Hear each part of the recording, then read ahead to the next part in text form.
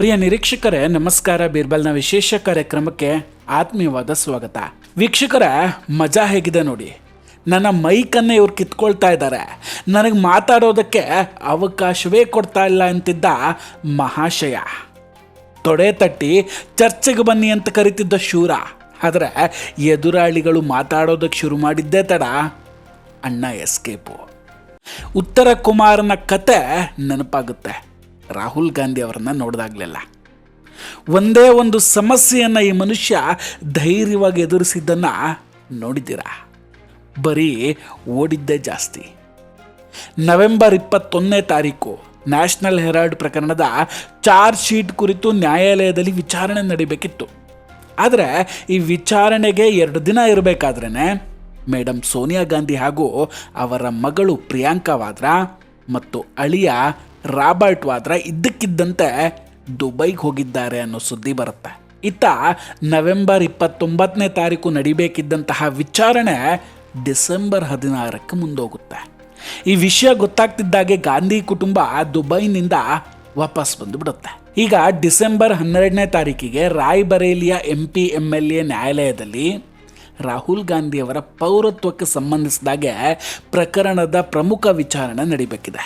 ರಾಹುಲ್ ಗಾಂಧಿಯವರ ಪೌರತ್ವ, ಅವರ ದ್ವಿಪೌರತ್ವ, ಅವರ ಅಕ್ರಮ ಪಾಸ್ಪೋರ್ಟು ಮತ್ತು ಅವರ ಬೇನಾಮಿ ಕಂಪನಿಗಳ ಪ್ರಕರಣಗಳಿಗೆ ಸಂಬಂಧಿಸಿದಂಗೆ ದಾಖಲೆಗಳನ್ನು ಭಾರತೀಯ ಜನತಾ ಪಕ್ಷದ ಕರ್ನಾಟಕದ ಕಾರ್ಯಕರ್ತ ವಿಘ್ನೇಶ್ ಅವರು ಆಲ್ರೆಡಿ ನ್ಯಾಯಾಲಯಕ್ಕೆ ಸಲ್ಲಿಸಿದ್ದಾರೆ. ನ್ಯಾಯಾಲಯ ಅದನ್ನು ಪರಿಗಣಿಸಿ ಸಂಪೂರ್ಣ ತನಿಖಾ ವರದಿಯನ್ನು ಪೊಲೀಸರಿಂದ ತರಿಸ್ಕೊಂಡ ನಂತರ ಡಿಸೆಂಬರ್ 12ನೇ ತಾರೀಕಿಗೆ ವಿಚಾರಣೆಯನ್ನು ನಿಗದಿಪಡಿಸುತ್ತೆ. ಇದರ ಬಗ್ಗೆ ನಾವು ಆಲ್ರೆಡಿ ಒಂದು ವಿಡಿಯೋದಲ್ಲಿ ಸಂಕ್ಷಿಪ್ತವಾಗಿ ಮಾತಾಡಿದ್ದೀವಿ. ಆದರೆ ಈ ಗ್ಯಾಪಲ್ಲಿ ರಾಹುಲ್ ಗಾಂಧಿ ಅವರು ಅಂದರೆ ಡಿಸೆಂಬರ್ 15ರಿಂದ 20ರವರೆಗೆ ಜರ್ಮನಿಗೆ ಓಡಿ ಹೋಗೋದಕ್ಕೆ ಸ್ಕೆಚ್ ಹಾಕಿದ್ದಾರೆ. ಜರ್ಮನಿ ಪ್ರವಾಸಕ್ಕೆ ಎಲ್ಲ ರೀತಿಯ ತಯಾರಿಯನ್ನು ನಡೆಸ್ತಾ ಇದ್ದಾರೆ. ಅದು ಕೂಡ ದೇಶದ ಸಂಸತ್ತಿನಲ್ಲಿ ಚಳಿಗಾಲದ ಅಧಿವೇಶನ ನಡೀತಿರ್ಬೇಕಾದ್ರೆ ಇಂಥದ್ದೊಂದು ಪ್ಲ್ಯಾನ್ ಮಾಡ್ಕೊಂಡಿದ್ದಾರೆ. ಎಂಥ ಅವಸ್ಥೆ ನೋಡಿ. ಮಾತೆತ್ತಿದ್ರೆ ಸಾಕು, ನಮಗೆ ಮಾತಾಡೋದಕ್ಕೆ ಅವಕಾಶ ಕೊಡ್ತಿಲ್ಲ, ನಾನು ಮಾತಾಡಬೇಕಾದ್ರೆ ಮೈಕನ್ನು ಆಫ್ ಮಾಡ್ತಾರೆ ಅಂತಿದ್ದ ರಾಹುಲ್ ಗಾಂಧಿ ಸಂಸತ್ನಲ್ಲಿ ಅಮಿತ್ ಶಾ ಅವರು ಮಾತಾಡೋದಕ್ಕೆ ಶುರು ಮಾಡ್ತಿದ್ದ ಹಾಗೆ ಅಲ್ಲಿಂದ ಜಾಗ ಖಾಲಿ ಮಾಡಿಬಿಡ್ತಾರೆ. ಆದರೆ ಆಮೇಲೆ ಗೊತ್ತಾಯಿತು ರಾಹುಲ್ ಗಾಂಧಿ ಅವರು ಫ್ಲೈಟ್ ಹತ್ತೋಕೆ ರೆಡಿ ಆಗ್ತಿದ್ದಾರೆ ಅಂತ. ಸಂಸತ್ತಿನಲ್ಲಿ ಭರ್ಜರಿಯಾದಂತಹ ಚರ್ಚೆ ಆಗ್ತಿದೆ. ಇಡೀ ಗಾಂಧಿ ಕುಟುಂಬದ ಮಾನ ಹರಾಜು ಹಾಕಲಾಗ್ತಿದೆ. ಆದರೆ ಅದೇ ಟೈಮಲ್ಲಿ ದೇಶದ ವಿರೋಧ ಪಕ್ಷದ ನಾಯಕ ರಾಹುಲ್ ಗಾಂಧಿ ಎಂಥ ಸಮಸ್ಯೆಗೆ ಒಳಗಾಗಿದ್ದಾರೆ ಅಂದರೆ, ಈ ಚಳಿಗಾಲದ ಅಧಿವೇಶನವನ್ನೇ ಬಿಟ್ಟು ಜರ್ಮನಿಗೆ ಓಡಿ ಹೋಗಬೇಕಾಗಿದೆ. ರಾಹುಲ್ ಗಾಂಧಿ ಅವರಿಗೆ ಈ ಫಾರಿನ್ ಅನ್ನೋದು ಒಂಥರ ಪಕ್ಕದ ಮನೆ ಇದ್ದಂಗೆ. ಪ್ರತಿ 2 ತಿಂಗಳಿಗೊಮ್ಮೆ ರಾಹುಲ್ ಗಾಂಧಿ ವಿದೇಶಕ್ಕೆ ಹೋಗೋದು ಕಾಮನ್ ಆಗಿಬಿಟ್ಟಿದೆ. ಇದಕ್ಕೂ ಮುನ್ನ ಸೆಪ್ಟೆಂಬರ್ನಲ್ಲಿ ಕೊಲಂಬಿಯಾದಲ್ಲಿದ್ದರು. ಅಕ್ಟೋಬರ್ ಮತ್ತು ನವೆಂಬರ್ ತಿಂಗಳು ಸ್ವಲ್ಪ ಪುರ್ಸೋತಲ್ಲಿದ್ದರು. ಆದರೆ ಈಗ ಡಿಸೆಂಬರ್ನಲ್ಲಿ ಮತ್ತೆ ವಿದೇಶಕ್ಕೆ ಹೋಗುವಂತಹ ಪ್ಲಾನನ್ನು ಮಾಡ್ಕೊಂಡಿದ್ದಾರೆ. ನೆನಪಿರಲಿ, ಸೆಪ್ಟೆಂಬರ್ಗೂ ಮೊದಲು ಅವರು ಆಗಸ್ಟ್ ತಿಂಗಳಲ್ಲಿ ಕೂಡ ಫಾರಿನ್ ಟ್ರಿಪ್ನಲ್ಲಿದ್ದರು. ಈಗ ಕಾಂಗ್ರೆಸ್ನಿಂದ ಬಂದಿರುವ ಮಾಹಿತಿ ಪ್ರಕಾರ ಸಂಸತ್ತಿನ ಚಳಿಗಾಲದ ಅಧಿವೇಶನ ನಡೀತಾ ಇರಬೇಕಾದ್ರೇ ರಾಹುಲ್ ಗಾಂಧಿ ಅವರು ಡಿಸೆಂಬರ್ 15ರಿಂದ 20ರವರೆಗೆ ಜರ್ಮನಿಯ ಬರ್ಲಿನ್ನಲ್ಲಿರುವಂತಹ ಓವರ್ಸೀಸ್ ಕಾಂಗ್ರೆಸ್ನ ಒಂದು ಕಾರ್ಯಕ್ರಮದಲ್ಲಿ ಭಾಗಿಯಾಗಲಿದ್ದಾರಂತೆ. ಇದನ್ನು ಪೋಸ್ಟ್ ಮೂಲಕ ಕಾಂಗ್ರೆಸ್ ಪಕ್ಷವೇ ಹೇಳ್ಕೊಂಡಿದೆ. ಅಲ್ಲವರು ಭಾರತೀಯ ಮೂಲದ ನಿವಾಸಿಗಳೊಂದಿಗೆ ಕಾರ್ಯಕ್ರಮದಲ್ಲಿ ಪಾಲ್ಗೊಳ್ತಾರಂತೆ. ಹೆಚ್ಚಿನ ಮಾಹಿತಿ ಕಲೆ ಹಾಕೋಕೆ ಹೊರಟಾಗ ಒಂದು ಆಶ್ಚರ್ಯಕರವಾದ ವಿಷಯ ಹೊರಗೆ ಬರುತ್ತೆ. ರಾಹುಲ್ ಗಾಂಧಿಯವರ ಈ ಇಡೀ ಕಾರ್ಯಕ್ರಮವನ್ನು ನೋಡ್ಕೊಳ್ತಾ ಇರೋದು ಯುರೋಪ್ನಲ್ಲಿ ಆಸ್ಟ್ರಿಯಾದ ಕಾಂಗ್ರೆಸ್ ಓವರ್ಸೀಸ್ ಅಧ್ಯಕ್ಷರಾದ ಓಸಫ್ ಖಾನ್ ರಾಹುಲ್ ಗಾಂಧಿಯವರ ಈ ಇಡೀ ಕಾರ್ಯಕ್ರಮವನ್ನು ಆಯೋಜನೆ ಮಾಡಿದ್ದಾರೆ. ಈಗ ಪ್ರಶ್ನೆ ಏನಂದರೆ, ಸಂಸತ್ತಿನ ಅಧಿವೇಶನ ನಡೀತಾ ಇರಬೇಕಾದ್ರೆ ವಿರೋಧ ಪಕ್ಷದ ನಾಯಕ ರಾಹುಲ್ ಗಾಂಧಿ ಫಾರಿನ್ ಟ್ರಿಪ್ ಯಾಕೆ ಮಾಡ್ತಿದ್ದಾರೆ ಅನ್ನೋದು. ರಾಹುಲ್ ಗಾಂಧಿ ಅವರಿಗೆ ಡಿಸೆಂಬರ್ 12ನೇ ತಾರೀಕು ನ್ಯಾಯಾಲಯದಲ್ಲಿ ನಡೆಯುವಂತಹ ಚರ್ಚೆಯಲ್ಲಿ ಏನು ತೀರ್ಪು ಬರಬಹುದು ಅನ್ನೋ ಭಯ ಏನಾದರೂ ಇರಬಹುದಾ?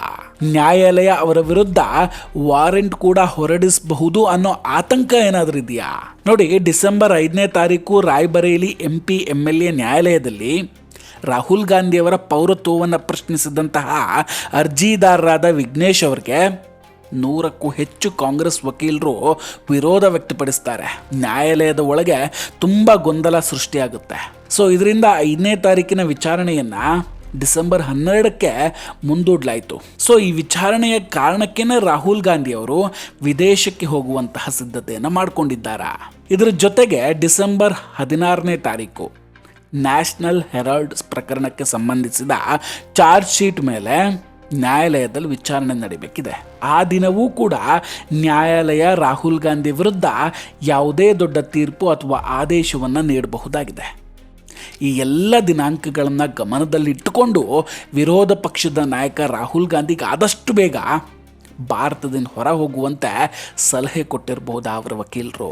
ಯಾಕಂದರೆ ನ್ಯಾಯಾಲಯ ಈಗ ಏನಾದರೂ ಆದೇಶವನ್ನು ನೀಡ್ತು ಅಂದ್ಕೊಳ್ಳಿ, ಆಗ ಸುಪ್ರೀಂ ಕೋರ್ಟ್ಗೆ ಬೇಗ ಹೋಗಿ ಜಾಮೀನು ಸಾಧ್ಯವಾಗದೇ ಇದ್ದರೆ ರಾಹುಲ್ ಗಾಂಧಿ ಜೈಲಿಗೆ ಕೂಡ ಹೋಗಬೇಕಾಗ್ಬೋದು. ಸೊ ಈ ಕಾರಣಕ್ಕೆ ಆತುರದಲ್ಲಿ ರಾಹುಲ್ ಗಾಂಧಿ ದೇಶದ ಸಂಸತ್ತಿನ ಅಧಿವೇಶನವನ್ನು ಬಿಟ್ಟು ಹೊರಟ್ರ. ರಾಹುಲ್ ಗಾಂಧಿ ಈಗಷ್ಟೇ ಸಂಸತ್ನಲ್ಲಿ SIR ವಿಷಯವನ್ನು ಎತ್ತಿದ್ರು. ದೇಶದ ಯುವಕರಿಗೆ ಕರೆ ಕೊಟ್ಟಿದ್ರು ಪಾಪ. ಆದರೆ ಈಗ ಯುವಕರಿಗೆಲ್ಲ ಹೇಳಿ ತಾವು ಮಾತ್ರ ಜರ್ಮನಿಗೆ ಹೊರಟಿದ್ದಾರೆ ಅಂದರೆ ಅಂತಹ ಎಮರ್ಜೆನ್ಸಿ ಇನ್ನೇನಿರೋಕ್ಕೆ ಸಾಧ್ಯ? ಈ ವಿಷಯ ದೇಶದಲ್ಲಿ ಸದ್ದು ಮಾಡಿದಾಗ ಮತ್ತು ವಿರೋಧ ಪಕ್ಷದ ನಾಯಕರು ವಿದೇಶಕ್ಕೆ ಹೋಗಿ ಯಾವ ತಂತ್ರಗಳನ್ನು ರೂಪಿಸ್ತಿದ್ದಾರೆ ಅಥವಾ ಭಾರತದ ವಿರುದ್ಧ ಯಾವ ಪಿತೂರಿಗಳನ್ನು ರಾಹುಲ್ ಗಾಂಧಿ ನಡೆಸ್ತಿದ್ದಾರೆ ಅಂತ ಚರ್ಚೆ ಕೂಡ ಮಾಡೋಕ್ಕೆ ಶುರು ಮಾಡ್ಕೊಳ್ತಾರೆ. ಆಗ ಅವರ ಸಹೋದರಿ ಪ್ರಿಯಾಂಕಾ ಗಾಂಧಿ ವಾದ್ರಾ ಅಣ್ಣನ ರಕ್ಷಣೆಗೆ ನಿಲ್ತಾರೆ. ಪ್ರಿಯಾಂಕಾ ಅವರನ್ನು ಕೇಳಿದಾಗ ರಾಹುಲ್ ಅವರು ಒಂದು ಕಾರ್ಯಕ್ರಮಕ್ಕೆ ಹೋಗ್ತಿದ್ದಾರೆ ಅನ್ನೋದನ್ನು ಹೇಳಲೇ ಇಲ್ಲ ಅವರೆಲ್ಲೂ ಕೂಡ. ಪ್ರಿಯಾಂಕಾ ಹೇಳ್ತಾ ಇರೋದು ಏನಂದ್ರೆ, ಪ್ರಧಾನಿ ನರೇಂದ್ರ ಮೋದಿ ಅವರು ತಮ್ಮ ಅಧಿಕಾರಾವಧಿಯ ಅರ್ಧಕ್ಕಿಂತ ಹೆಚ್ಚು ಸಮಯವನ್ನು ವಿದೇಶದಲ್ಲಿ ಕಳೀತಿದ್ದಾರೆ ಅಂತ. ಆದರೆ ಅವ್ರಿಗೆ ಗೊತ್ತಿಲ್ಲ ನರೇಂದ್ರ ಮೋದಿ ಅವರು ಯಾವುದೋ ಓಸಫ್ ಖಾನು ಅಥವಾ ಯಾವುದೋ ಪಾಕಿಸ್ತಾನ ಆಯೋಜಿಸಿರುವಂತಹ ಕಾರ್ಯಕ್ರಮಕ್ಕೆ ಅಂತ ವಿದೇಶಕ್ಕೆ ಹೋಗ್ತಿಲ್ಲ ಅನ್ನೋದು. ಅವರು ಭಾರತದ ಭದ್ರತೆಗಾಗಿ, ಭಾರತದ ರಕ್ಷಣೆಗಾಗಿ, ರಾಜಕೀಯ ತಂತ್ರಗಾರಿಕೆಗಾಗಿ ವಿದೇಶಕ್ಕೆ ಹೋಗ್ತಾರೆ. ವಿದೇಶಕ್ಕೆ ಹೋದಾಗ ಅವ್ರು ಯಾವತ್ತೂ ಕೂಡ ಬರಿಗೈಯಲ್ಲಿ ಬಂದಿರೋದೇ ಇಲ್ಲ. ಯಾವುದಾದ್ರೂ ಯೋಜನೆ ಅವರ ಕೈಯಲ್ಲಿದ್ದೇ ಇರುತ್ತೆ. ಅಲ್ಲದೆ ಹೀಗೆ ಕದ್ದು ಮುಚ್ಚಿ ಹೋಗುವಂತಹ, ಸೆಕ್ಯುರಿಟಿಯನ್ನು ಬಿಟ್ಟು ಹೋಗುವಂತಹ ಪ್ರಸಂಗವೇ ಇಲ್ಲ ಇಲ್ಲಿ. ಪ್ರಿಯಾಂಕಾ ಗಾಂಧಿಯವರಿಗೆ ಒಂದು ಪ್ರಶ್ನೆ ಇದೆ. ರಾಹುಲ್ ಗಾಂಧಿ ಯಾಕೆ ತಮ್ಮ ಭದ್ರತೆಯನ್ನು ತೆಗೆದುಕೊಂಡು ವಿದೇಶಕ್ಕೆ ಹೋಗೋದಿಲ್ಲ ಅನ್ನೋದು. ಹಾಗೂ ರಾಹುಲ್ ಗಾಂಧಿಯವರು ವಿದೇಶಿ ಪ್ರವಾಸವನ್ನು ಮಾಡಿದಾಗೆಲ್ಲ ದೇಶದಲ್ಲಿ ಏನಾದರೂ ಒಂದು ಪಿತೂರಿ ಅಥವಾ ಗೊಂದಲ ಹಾಗೆ ಆಗುತ್ತೆ. ಅದಕ್ಕೆ ಕಾರಣ ಏನು? ಮೊದಲು ಬಿಹಾರ ಚುನಾವಣೆ ಹತ್ತಿರವಿದ್ದಾಗ ರಾಹುಲ್ ಗಾಂಧಿ ಕೊಲಂಬಿಯಾಗೆ ಹೋಗಿದ್ರು. ಈಗ ಸಂಸತ್ತಿನ ಅಧಿವೇಶನ ನಡೀತಾ ಇದ್ರು ಕೂಡ ಜರ್ಮನಿಗೆ ಹೋಗ್ತಿದ್ದಾರೆ. ಇದಕ್ಕೂ ಮೊದಲು ಉಪರಾಷ್ಟ್ರಪತಿ ಚುನಾವಣೆ ನಡೀಬೇಕಿದ್ದಾಗ ರಾಹುಲ್ ಗಾಂಧಿ ಮಲೇಷಿಯಾದಲ್ಲಿ ಕಾಣಿಸ್ಕೊಂಡಿದ್ರು. ಆಗ ದೇಶದ ವಿರೋಧ ಪಕ್ಷದ ನಾಯಕ ರಾಹುಲ್ ಗಾಂಧಿ ಅವರು ಚಡ್ಡಿ ಹಾಕ್ಕೊಂಡು ಸ್ಕೂಟಿಯಲ್ಲಿ ಮಲೇಷಿಯಾದಲ್ಲಿ ಸುತ್ತಾಡ್ತಾ ಇರ್ತಾರೆ.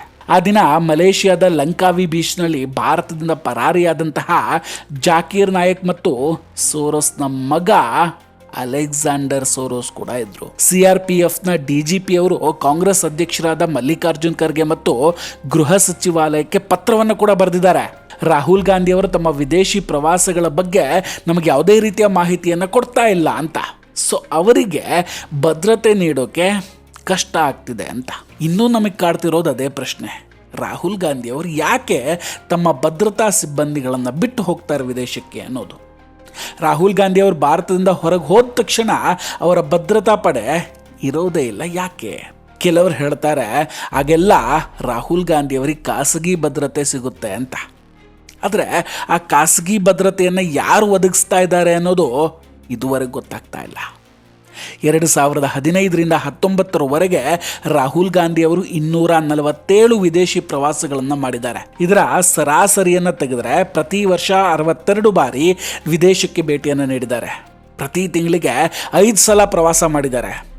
ಇಷ್ಟು ವಿದೇಶಿ ಪ್ರವಾಸಗಳನ್ನು ಯಾವುದೇ ರಾ ಏಜೆಂಟ್ ಕೂಡ ಮಾಡಿರೋದಕ್ಕೆ ಚಾನ್ಸೇ ಇಲ್ಲ.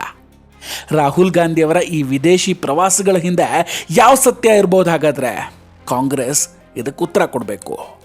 ಇಡೀ ಗಾಂಧಿ ಕುಟುಂಬ ಈಗಾಗಲೇ ಒಂದೊಂದು ಬಾರಿ ವಿದೇಶಿ ಪ್ರವಾಸ ಮಾಡಿ ಬಂದಿದೆ. ನವೆಂಬರ್ 29ನೇ ತಾರೀಕು ಪ್ರಿಯಾಂಕಾ ವಾದ್ರಾ, ಸೋನಿಯಾ ಗಾಂಧಿ ಮತ್ತು ರಾಬರ್ಟ್ ವಾದ್ರಾ ದುಬೈನಲ್ಲಿ ಕಾಣಿಸ್ಕೊಂಡಿದ್ರು. ಈಗ ಇದೇ ಡಿಸೆಂಬರ್ 15ರಿಂದ 20ರವರೆಗೆ ರಾಹುಲ್ ಗಾಂಧಿ ಅವರು ಜರ್ಮನಿಯಲ್ಲಿರ್ತಾರೆ. ಆದರೆ 20ನೇ ತಾರೀಕಿನ ನಂತರ ಅವರು ಎಲ್ಲಿರ್ತಾರೆ ಅನ್ನೋದನ್ನು ಕಾಂಗ್ರೆಸ್ ಇದುವರೆಗೂ ಕೂಡ ಹೇಳಿಲ್ಲ. ವರದಿಗಳ ಪ್ರಕಾರ ರಾಹುಲ್ ಗಾಂಧಿಯವರು ಕ್ರಿಸ್ಮಸ್ ನಂತರವೇ ಭಾರತಕ್ಕೆ ಹಿಂದಿರುಗ್ತಾರೆ ಅಂತ ಹೇಳಲಾಗ್ತಿದೆ. ಯಾಕಂದರೆ ರಾಹುಲ್ ಭಾರತದಲ್ಲಿ ಕ್ರಿಸ್ಮಸ್ ಆಚರಿಸೋದಿಲ್ಲ, ಯಾವಾಗಲೂ ಅವರು ವಿದೇಶದಲ್ಲೇ ಆಚರಿಸ್ತಾರೆ. ನಿಶಿಕಾಂತ್ ಅವರು ಒಂದು ಪ್ರಶ್ನೆಯನ್ನು ಎತ್ತಿದ್ರು. ರಾಜೀವ್ ಗಾಂಧಿಯವರ ಸರ್ಕಾರದ ಅವಧಿಯಲ್ಲಿ 2 ಮಂತ್ರಿಗಳು ಅನುಮತಿ ಇಲ್ಲದೆ ವಿದೇಶಕ್ಕೆ ಹೋಗಿದ್ದಕ್ಕೆ ಸರ್ಕಾರ ಕ್ರಮ ಕೈಗೊಳ್ತು ಅವ್ರ ಮೇಲೆ ಅಂತ ಅಮಾನತ್ ಕೂಡ ಮಾಡಿತ್ತಂತೆ. ಹಾಗಾದರೆ ವಿರೋಧ ಪಕ್ಷದ ನಾಯಕ ಆಗಿರುವಂತಹ ರಾಹುಲ್ ಗಾಂಧಿಯವ್ರ ಮೇಲೆ ಸಂಸತ್ತು ಯಾವುದೇ ಕ್ರಮವನ್ನು ಕೈಗೊಳ್ಳೋದಕ್ಕೆ ಸಾಧ್ಯವಿಲ್ವಾ? ಯಾಕೆ ಪದೇ ಪದೇ ರಾಹುಲ್ ಗಾಂಧಿ ಭದ್ರತಾ ಪ್ರೋಟೋಕಾಲನ್ನು ಬಿಟ್ಟು ವಿದೇಶಕ್ಕೆ ಹೋಗ್ತಾರೆ? ಈ ಮಾಹಿತಿಯನ್ನು ಸಂಸತ್ತು ಅವರಿಂದ ಕೇಳೋದಕ್ಕೆ ಸಾಧ್ಯವೇ ಇಲ್ವಾ? ದೇಶದ ಭದ್ರತೆಗೆ ಸಂಬಂಧಿಸಿದ ಪ್ರಮುಖ ಮಾಹಿತಿಯನ್ನು ಹೊಂದಿರುವಂತಹ ರಾಹುಲ್ ಗಾಂಧಿಯವರು ಸಂಸದರಾಗಿದ್ದರೂ ಕೂಡ ಮತ್ತು ವಿರೋಧ ಪಕ್ಷದ ನಾಯಕನಾಗಿದ್ದರೂ ಕೂಡ ನೀವು ಭಾರತದಲ್ಲಿ ಭದ್ರತೆಯನ್ನು ಬಿಟ್ಟು ವಿದೇಶಕ್ಕೆ ಯಾಕೆ ಹೋಗ್ತೀರಾ?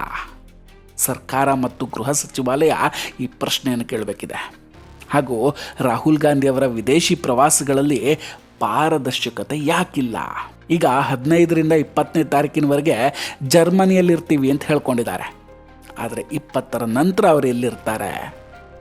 ಇದರ ಬಗ್ಗೆ ಖಂಡಿತ ನಾವು ಮುಂದೊಂದು ವಿಡಿಯೋ ಮಾಡ್ತೀವಿ, ವೆಯ್ಟ್ ಮಾಡ್ತಾಯಿರಿ. ವೀಕ್ಷಕರ, ಇದೆಲ್ಲದರ ಬಗ್ಗೆ ನಿಮ್ಮ ಅಭಿಪ್ರಾಯ ಏನು? ದಯವಿಟ್ಟು ಕಮೆಂಟ್ ಮಾಡಿ ತಿಳಿಸಿ. ನಾವು ಕೊಟ್ಟಂತಹ ಮಾಹಿತಿಗಳು ನಿಮಗೆ ಇಷ್ಟ ಆಗಿದ್ದರೆ ದಯವಿಟ್ಟು ವಿಡಿಯೋವನ್ನು ಲೈಕ್ ಮಾಡಿ ಹಾಗೂ ಶೇರ್ ಮಾಡಿ. ಇನ್ನೂ ಕೂಡ ನಮ್ಮ ಬೀರ್ಬಲ್ ಚಾನಲನ್ನು ಸಬ್ಸ್ಕ್ರೈಬ್ ಮಾಡಿಲ್ಲ ಅಂದರೆ ಈ ಕೂಡಲೇ ಸಬ್ಸ್ಕ್ರೈಬ್ ಮಾಡಿ ಹಾಗೂ ಬೆಲ್ ಐಕಾನನ್ನು ಕ್ಲಿಕ್ ಮಾಡಿ. ನಮಸ್ಕಾರ, ಟೇಕ್ ಕೇರ್ ಆ್ಯಂಡ್ ಬಾಯ್ ಬಾಯ್. ಮತ್ತೆ ಭೇಟಿಯಾಗೋಣ. ಜೈ ಹಿಂದ್.